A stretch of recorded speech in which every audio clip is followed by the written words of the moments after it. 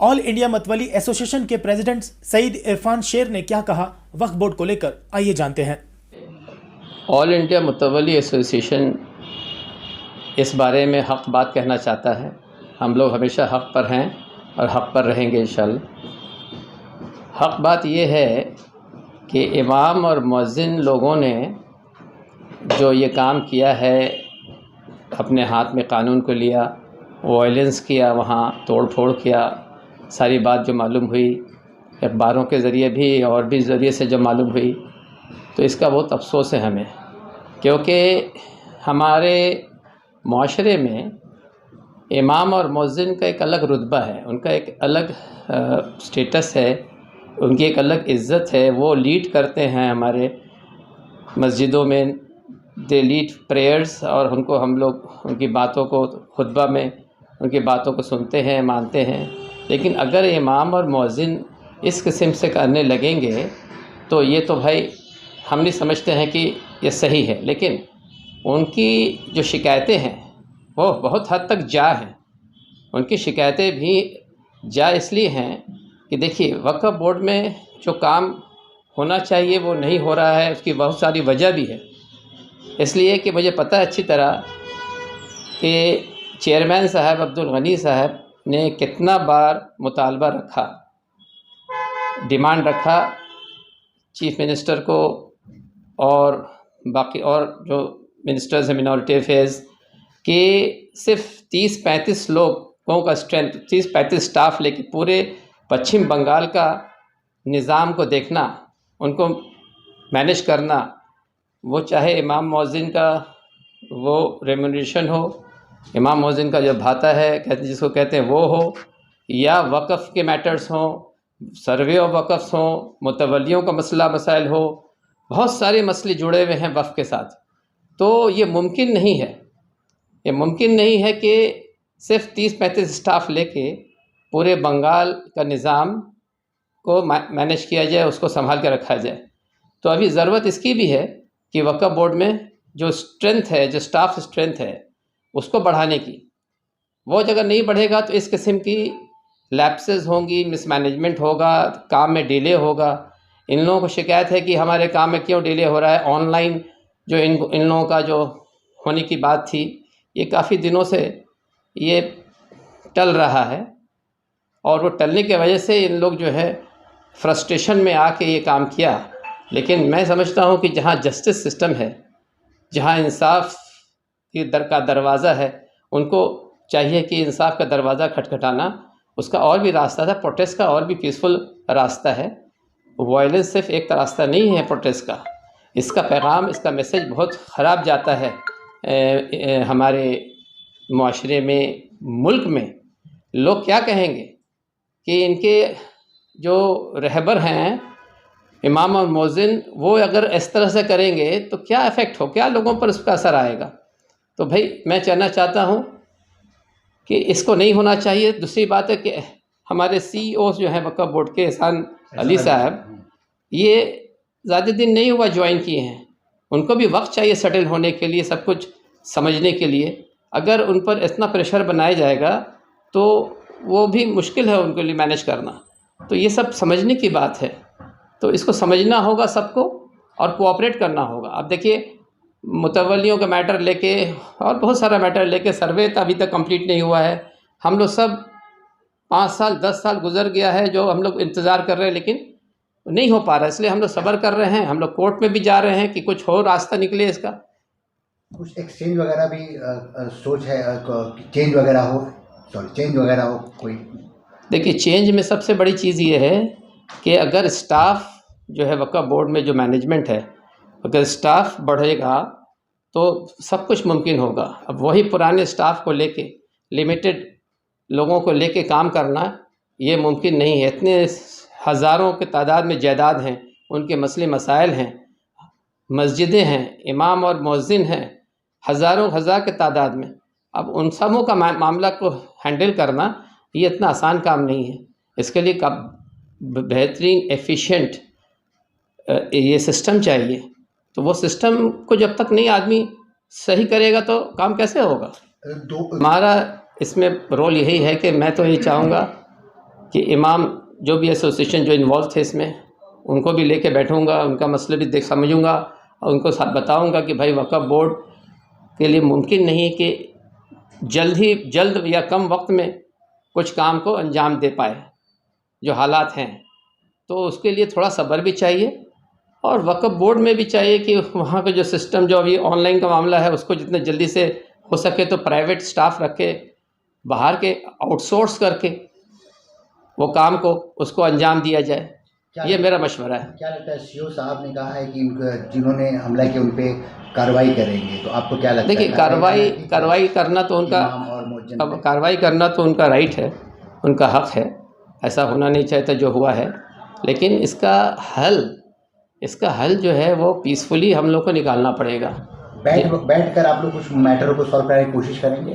बेशक हम लोग इस मैटर को, जब सामने बात आई है, वो लोग भी सफ़र ना करें, यानी इमाम मौज़िन भी जो है सो ये ना हो, उनका भी खसारा ना हो और साथ साथ वक्फ बोर्ड का भी काम सही हो।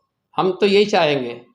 हम लोग ऑल इंडिया मुतवल्ली एसोसिएशन भी अपने तरफ से जितना हो पा रहा है हम लोग कोऑपरेट कर रहे हैं। हम लोग भी, हमारे भी हज़ारों मेंबर है, तादाद है पूरे वेस्ट बंगाल में, लेकिन कभी हम बहुत सारी शिकायतें हैं, लेकिन कभी हम लोग ने कभी वायलेंस करके प्रोटेस्ट कभी नहीं सोचा। हम लोग ने पीसफुली सोचा रिजॉल्व करने के लिए। हम लोगों ने मामला किया कोर्ट में, उस तरह से रिजॉल्व करने का बहुत तरीका है। लेकिन ऐसा जो कल हुआ वो चीज़ नहीं होना चाहिए था, वो चीज़ हम लोगों को बहुत डिसअपॉइंटमेंट है इसका। देखिए, ऐसा है कि मैं सिर्फ एक मौजू लेके बात करता हूँ। मेरा मौजू है वफ़ के साथ जुड़ा हुआ। वफ़ में जो वैकेंसी है वो सही माने में है, उसको भरा नहीं जा रहा है। इसके लिए हमें सबों को शिकायत है और हम लोग को, हमारा रिक्वेस्ट है इस स्टेट गवर्नमेंट को कि अगर वफ़ को सही तरीके से चलाना है, वफ़ को सही तरीके से चलाने के माने ये हुआ कि वफ़ एक ऐसी चीज़ है, इट इज़ एन एसेट। ये एक एसेट है हमारे मुल्क के लिए। उससे इतना रेवेन्यू जनरेट हो सकता है जो हमारे सेंट्रल एंड स्टेट गवर्नमेंट का फ़ायदा है उसमें। तो उसको जो है नेगलेक्ट करके रख दिया गया है और उसमें जो वैकेंसीज़ हैं जो भरने चाहिए थी वो वैकेंसी आज तक नहीं भरा जा रहा है। तो क्या हो रहा है कि जो एक्सप्लॉयटेशन और डेवलपमेंट होना चाहिए था वफ़ का, वो नहीं हो पा रहा है। तो उसके लिए सब कोई सफ़रर है। रेवेन्यू जब जनरेट नहीं हो रहा है, वफ़ का सही डेवलपमेंट होगा तब ना रेवेन्यू जनरेट होगा। आपको क्या लगता है कितना परसेंट काम वक्त में हो रहा है अभी? अगर ऐसे पूछिएगा मुझसे तो मैं समझता हूँ कि बहुत अफसोसनाक मैंने फिगर है। वक्फ में जो काम हो रहा है, जितना पेंडिंग मैटर्स हैं अभी भी वक्फ में, वो वक्त के मुताबिक जो नहीं हो पा रहा है उसके लिए बैकलॉग जमा हो रहा है। कोशिश जारी है, वो लोग कोशिश कर रहे हैं अपने तहत। और मैं तो ये कहूँगा कि भाई वक्फ बोर्ड को अगर सपोर्ट की ज़रूरत है, हम सब पूरे कौम के लोग तैयार हैं, हमारा एसोसिएशन तैयार है, हर तरह से उनको सपोर्ट करने को तैयार है, चाहे वो स्टाफ या आउटसोर्सिंग ऑफ उनका जो भी काम है वो करने के लिए, कि जितना जल्द इसमें सबका बेनिफिट है जुड़ा हुआ। वक्फ बोर्ड का काम होगा तो सब कोई बेनिफिटेड होंगे, नहीं तो सब कोई महरूम होंगे। People will be deprived. और आज तक डिप्राइव्ड हैं। हमारी कम्युनिटी की हालत देख लीजिए। जिस देश में, जिस मुल्क में इतना जायदाद होने के बावजूद वो कम्युनिटी अगर भीख मांग रही हो तो ये तो बहुत अफसोस की बात है। वैकेंसी तो मेरा ख्याल है लेफ्ट फ्रंट गवर्नमेंट के टाइम से ही वैकेंसी है वहाँ, लेकिन उसको आज तक भरने की कोई कोशिश नहीं हुई है। हम जहाँ तक समझते हैं कि आज कम से कम 100 से ऊपर लोग होने चाहिए स्टाफ में। पूरा वेस्ट बंगाल के वफ़ को मैनेज करना, हर डिस्ट्रिक्ट में वफ़ की जायदाद काफ़ी तादाद में, तो 100 आदमी से नीचे नहीं हो, मुमकिन नहीं है कि वो मैनेज होगा। आपको लगता है कि वफ़ के लोगों को हर वेस्ट बंगाल के हर जगह में मौजूद होने की ज़रूरत है?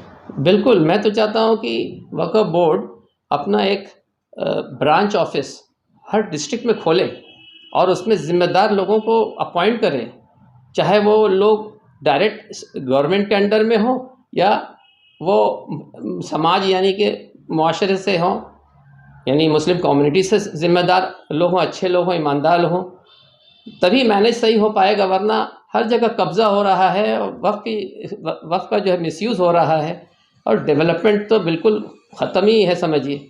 तो ये सब चीज़ के लिए ज़रूरी है कि डिस्ट्रिक्ट वाइज वक्फ बोर्ड अपने एक ब्रांच ऑफिस खोले, वहाँ 2-4 ज़िम्मेदार लोगों को अपॉइंट करें जो फीडबैक देंगे मेन सेंट्रल वक्फ को, माने यहाँ जो कलकत्ता में जो वक्फ ऑफिस है मदन स्ट्रीट में, उसको फीडबैक देंगे तो सही फीडबैक मिलेगा तो काम सही होगा।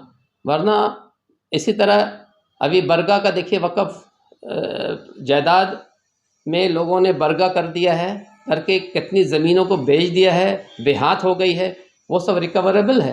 लेकिन रिकवरी करने के लिए तो आपके पास मैन पावर चाहिए ना, और आपकी स्ट्रेंथ चाहिए, मशीनरी चाहिए, जो आपके पास नहीं आ रहा, उसके लिए कोई कोशिश भी नहीं हो रही है। ये बहुत अफसोस की बात है। क्या नहीं लगता आपको स्टेट गवर्नमेंट भी इसके लिए जिम्मेदार है? स्टेट गवर्नमेंट तो बिल्कुल ज़िम्मेदार हम समझते हैं। अगर स्टेट गवर्नमेंट चाहे तो आज वक्फ सीरियसली अगर वक्फ को सही माने रेवेन्यू जनरेट होने, देखिए वक्फ एक प्रॉपर्टी अगर बनती है तो उसको उसका जो रजिस्ट्रेशन हो, उसका इनकम हो, जो भी उसमें टैक्सेस तो गवर्नमेंट को जाती है, तो गवर्नमेंट को रेवेन्यू मिलता है।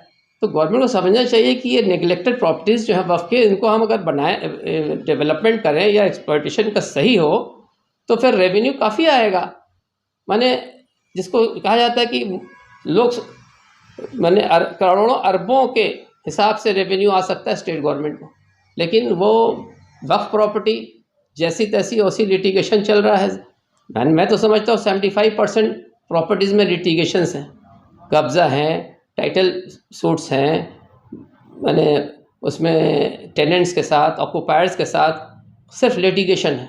और वक्फ ट्राइब्यूनल जो कायम किया है गवर्नमेंट ने, वो भी नहीं संभाल पा रही है।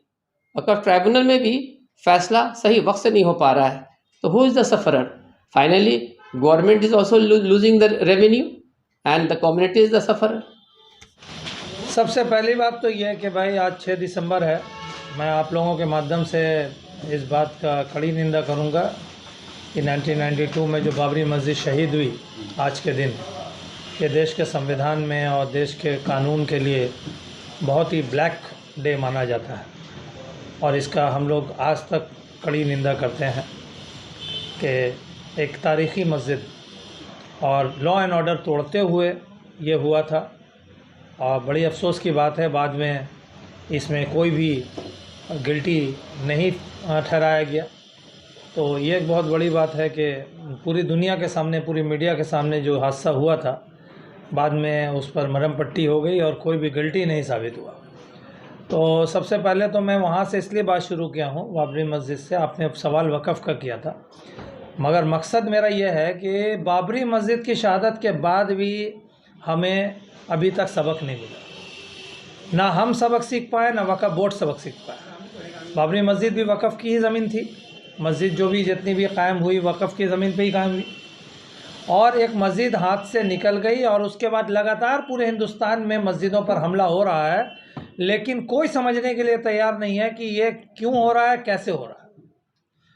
मैं उस हादसे की बात जो कल हुआ था उसको तो करूँगा ही, लेकिन मैं ये ज़रूर कहना चाहूँगा कि कहीं ना कहीं आप बताइए इस हादसे के लिए ज़िम्मेदार कौन है। मैं वक्फ बोर्ड से सवाल करना चाहता हूँ आपके माध्यम से कि वक्फ बोर्ड साल में कितनी बार सेमिनार करता है वक्फ प्रॉपर्टीज़ को लेकर? कितने बार मौलाना उलमा को लेकर बैठते हैं, कितने बार मुतवल्लियों को लेकर बैठते हैं, कब मीटिंग और कॉन्फ्रेंस बुलाते हैं? आज उनके पास स्टेट गवर्नमेंट के अंदर में है, उनके पास पैसा है, उनके पास बोर्ड है, क्या वो खर्चा? हम लोग साल में ऑल इंडिया मुतवल्ली एसोसिएशन की तरफ से हम लोग, आप देखिएगा, साल में 2-3 ऐसे सेमिनार, 4-5 सेमिनार साल में हम लोग करते रहते हैं to create awareness between the people. और आज आप देखिएगा नाखुदा मस्जिद में जो झगड़ा हुआ था कुछ कवल पहले, वहाँ से लेके ये वक्फ बोर्ड का झमेला में अगर आइए तो आप एक ही चीज़ आपको मालूम पड़ेगा, एक्चुअली में पब्लिक को वक्फ का नॉलेज ही नहीं। और सबसे इम्पोर्टेंट बात है, पब्लिक का बात छोड़ दीजिए, मुसलमानों की संपत्ति है वक्फ की संपत्ति, हर एक मुसलमान उसका बेनिफिशियरी है। अगर इस बात को हम अगर अलग रख के भी सोचें, जो वक्फ बोर्ड से कनेक्टेड है, यानी कि मुतवल्ली और हर मस्जिद के इमाम और मौजिद, ये तो कनेक्टेड है वक्फ प्रॉपर्टी से, इनको लेकर कितने सेमिनार्स होते हैं पूरे साल में? वक्फ बोर्ड को करना चाहिए कि नहीं करना चाहिए? सारे मुतवल्लियों को लेकर बैठना चाहिए, एक कॉन्फ्रेंस करना चाहिए, सेमिनार्स करना चाहिए, हर महीने करना चाहिए। और ये अवेयरनेस हमें बताना पड़ेगा मुतवल्ली को कि आपका जुरिडिक्शन, आपका जो काम है मस्जिद का प्रॉपर्टी का देखभाल को लेकर, वो कितना है, आपकी लिमिटेशन कितनी है और इमामों का लिमिटेशन कितना है। इमामों की जिम्मेदारी क्या है मस्जिद को लेकर? इमाम को अपना लिमिटेशन नहीं मालूम, वो मुतवल्ली के काम में दखल अंदाजी करते हैं, मुतवल्ली इमाम के काम में दखल अंदाजी करते हैं, इसीलिए ज्यादातर मस्जिदों में कॉन्फ्लिक्ट होकर रखा है।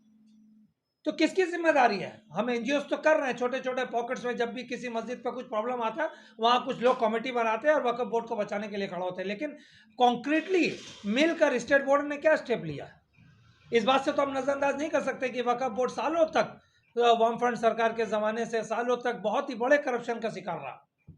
वक्फ बदलने के बाद कितनी तब्दीली आई, कौन सी कमेटी का गठन किया वक्फ बोर्ड ने कि पिछले गवर्नमेंट जो गई है उससे कितनी प्रॉपर्टीज नीलाम हुई, कितनी प्रॉपर्टीज बिक गई? क्या नई गवर्नमेंट का जो बोर्ड आया था उसकी जिम्मेदारी नहीं थी इन चीज़ों को सामने लाने का, इन चीज़ों पर इन्वेस्टिगेट करने का, इस पर एक कमेटी का गठन करने का?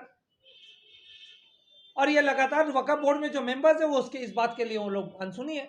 उनका काम सिंपल होता है कि बिल्डिंग का परमिशन दिलाए, पैसा ले, काम करवाए, काम खत्म हो गया। वक्फ बोर्ड की क्या जिम्मेदारी इतनी सी है? वक्फ बोर्ड से वक्फ प्रॉपर्टी का क्या क्या यूटिलाइजेशन होना चाहिए, हदीस से क्या क्या उसके रेफरेंसेस है, कुरान से उसका क्या क्या रेफरेंसेस है, उनकी क्या क्या जिम्मेदारी है, ये लोगों तक पहुंचाना उनकी जिम्मेदारी नहीं है क्या? तो इसीलिए मैं आप लोगों से कहना चाहूँगा कि देखिए, नो डाउट कहीं भी अगर वायलेंस होता है तो हम लोग एक गांधीवादी देश में रहते हैं, हम लोग कॉन्डेम करेंगे उस वायलेंस को। तो कड़ी शब्दों में ऑल इंडिया मुतवल्ली एसोसिएशन की तरफ से हम लोग उसकी निंदा करते हैं जो वहाँ पर वायलेंस हुआ, लेकिन साथ ही साथ हम ज़रूर करेंगे कि आप संवैधानिक तरीके से आंदोलन को जारी रखिए, संवैधानिक तरीके से किसी को नुकसान ना पहुँचाते हुए संघर्ष करते रहिए, वक्फ बोर्ड को एक्ट करने के लिए, सिंसियरली काम करने के लिए और इस प्रॉपर्टी को लोगों के लिए, आवाम के लिए इस्तेमाल करने के लिए आप ज़रूर जोर डालिए, लेकिन उसका संवैधानिक तरीका है, लीगल तरीका है। आपको नहीं समझ में आता, आप हमारे साथ भी जुड़िए, हमको कहिए, हम लोग मिलकर करेंगे इंशाल्लाह, आगे हम लोग इसको करें।